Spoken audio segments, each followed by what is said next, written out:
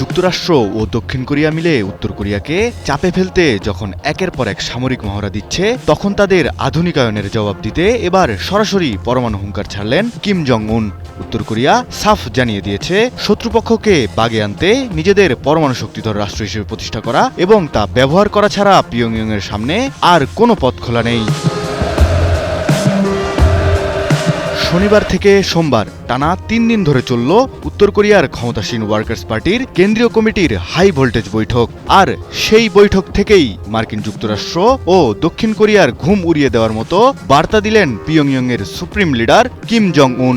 মঙ্গলবার দেশটির রাষ্ট্রীয় টেলিভিশন KRT এর পর্দায় ভেসে উঠল কিম জং এর সেই রণহুঙ্কার। কিমের স্পষ্ট অভিযোগ, ওয়াশিংটন এবং সিউল হাত মিলিয়ে একের পর এক পারমাণবিক শক্তি বাড়িয়েই চলছে। যুক্তরাষ্ট্র ও দক্ষিণ কোরিয়া তাদের সম্মিলিত পারমাণবিক শক্তি উন্নত করার মাধ্যমে কোরীয় উপদ্বীপের নিরাপত্তা পরিস্থিতিকে আরও বিপজ্জনক করে তুলছে, যার একমাত্র উদ্দেশ্য হল উত্তর কোরিয়াকে আক্রমণ করা।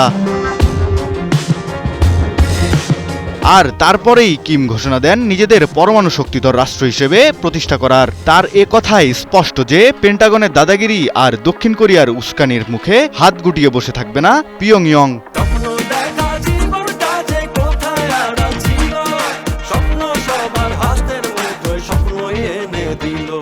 তাছাড়া উত্তর কোরিয়ার সরকারি সংবাদ সংস্থা KCNA অত্যন্ত ঝাঁঝালো ভাষায় জানিয়েছে, ক্রমাগত পারমাণবিক শক্তি সম্প্রসারণ ও শক্তিশালী করা এবং পারমাণবিক অস্ত্রধারী রাষ্ট্র হিসেবে নিজেদের অবস্থান পুরোপুরি প্রয়োগ করাই হলো এই জটিল আন্তর্জাতিক সামরিক ও রাজনৈতিক পরিস্থিতিকে আত্মবিশ্বাসের সাথে মোকাবেলা করার সবচেয়ে সঠিক উপায়।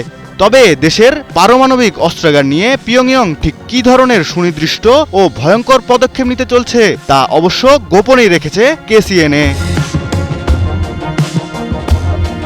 শুধু তাই নয়, গত কয়েক সপ্তাহ ধরেই উত্তর কোরিয়া স্পষ্ট জানিয়ে আসছে যে পরমাণু নিরস্ত্রীকরণ তাদের জন্য আর কোনো আলোচনার বিষয় নয়।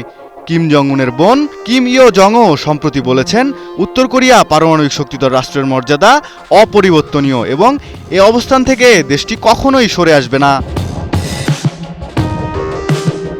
তবে কি এবার বিশ্বকে কাঁপিয়ে আবারও বড় কোনো পারমাণবিক পরীক্ষার পথে হাঁটছেন কিম জং উন? ওয়াশিংটন ও সিউল এখন কিমের এই পরমাণু হুমকির কি জবাব দেয়, এখন সেটাই দেখার বিষয়।